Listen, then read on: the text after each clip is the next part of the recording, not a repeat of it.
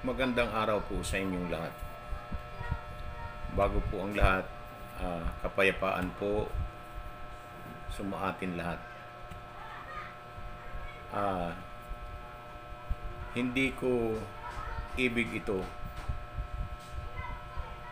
na ako'y magpahayag ng kung ano-ano. Pero kundi ang Panginoong Diyos ang nagpapahayag nito sa atin lahat. Wala akong pakialam sa lahat na kahit ano paman ang sabihin ninyo na ito'y siguro gustong magpastor, ito'y siguro kung ano-ano. Huwag, magkakadungis lang ang inyong mga puso dahil hindi ko ibig na magturo ng kahit kanino o ano paman, kundi ito'y gustong ipahayag na ng ating Panginoong Diyos ang tunay na kapanganakan ng ating Panginoong Jesucristo dito sa lupa. Dahil kung ating susuriin ang Biblia, talagang ipinanganak pa siya nung wala pa tayo. Pero hindi na at lalo nga haba lang, kundi dito lang sa talata na ito nagkakagulo kung ano ba talaga ang tunay na kapanganakan ng ating Panginoong Jesucristo. Kahit sinong mga mangangaral sa buong mundo, walang nakapagpatunay nito, kundi may dahilan ang Panginoong Diyos kung kailan niya ipahayag, kung anong oras, kung anong segundo niya sasabihin at kung kanino. Hindi ko rin alam kung ano, bakit sa akin na ipahayag ito.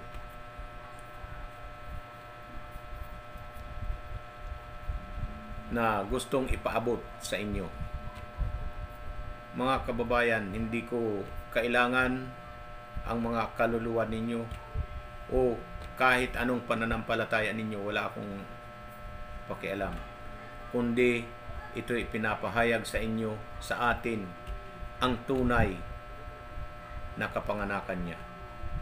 Dito sa talatang ito, ang daming nagbabasa, pero ni isa walang nakaunawa nito. Na dito pala mahayag sa 1:26 ng Lucas na ito ang kapanganakan ng ating Panginoong Jesucristo. Kahit sinong mga magagaling, hindi ko naman sa pag-ano, dahil ang kapatid na Eli talagang mariin na tinututulan ang December 25 na kapanganakan. Binabasa niya, binabanggit niya, pero hindi niya talaga naipahayag ang mga bagay na ito. Hindi ako nagmamarunong, hindi rin ako nang-aagaw. Wala akong posisyon na kinukuha. Dahil isa akong hamak lang na mababang klase ng tao. Kundi ipinahayag ito sa buong mundo na iginigiit niya na malaman ninyo, malaman ng kanyang bayan ang tunay na kapanganakan ng Panginoong Jesucristo. Buwan, petsa, araw, siyempre pagka may petsa, naandun na ang araw. Taon, mayroon. Totoo itong sinasabi ko. Hindi pwedeng tayo ay magsisinungaling dahil ang totoo ay totoo. hindi pwedeng matutulan ng kahit sino. Sige, kayong mga pastor, naubod ng mga sinungaling at ang gagaling nyo. Pasinungalingan nyo yan. Nauno 26. Kung kailan naglihi ang Panginoong, ang Inang Maria. Sige, ang gagaling nyo naman eh. Pasinungalingan nyo na yan. Sinasabi ko sa inyo.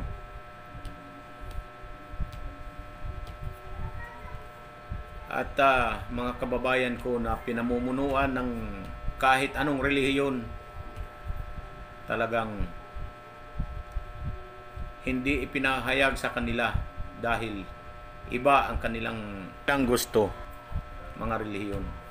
Kundi na ang tunay ay na iglesia ng Diyos lang. Nasa loob ng Biblia ang tunay na iglesia. Hindi ko naman sa pag-aano ang kapatid na Eli nabansagan na walking Bible. Pero sa pagtutol niya sa December 25, hindi niya talaga naipahayag ito. Kundi ang Panginoong Diyos ang nagtatakda kung kailan niya ipapahayag at kung anong araw, anong oras. Kaya ito ngayon, ako isang hamak lang na vendors, wala akong kaalam-alam, kundi siya mismo ang ano sa akin na maihayag ito. Huwag na lang tayo mag-ano. Mahal ko ang aking iglesia at ang aking mga kapatid sa iglesyang ito. MCGI, Iglesia ng Diyos, na ang programa dati ay ang dating daan. Sige, pasinungalingan nyo. Kayo na mga pari at pastor na ubod na mga sinungaling. Pasinungalingan nyo ito, yung talata na yan.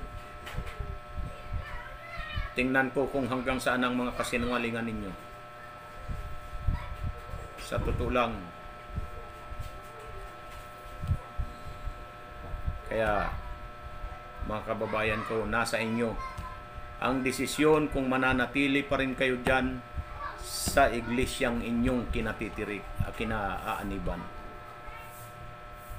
Ang Biblia ang binabasa nila, nagnanakaw sila ng mga salita para ipangaral sa inyo, pero walang katotohanan doon dahil nandyan sa Biblia, ninanakaw nila ang salita ng Panginoong Diyos.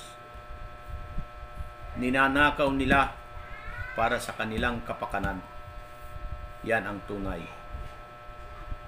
Kaya mga kababayan, ikinalulungkot ko mang ito'y sabihin, at lahat na nagagalit at magagalit pa dahil dito ay salamat sa Diyos.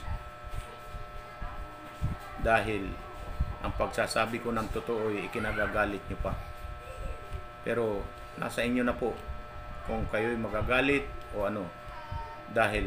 Pero ito lang ang sasabihin ko sa inyo.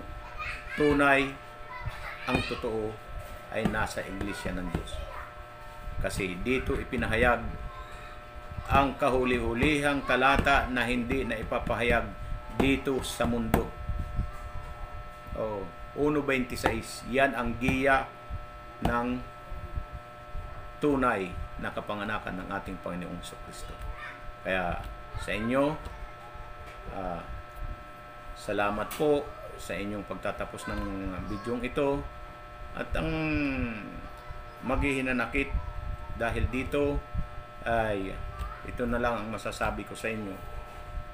Peace na lang tayo, kasi yan ang totoo.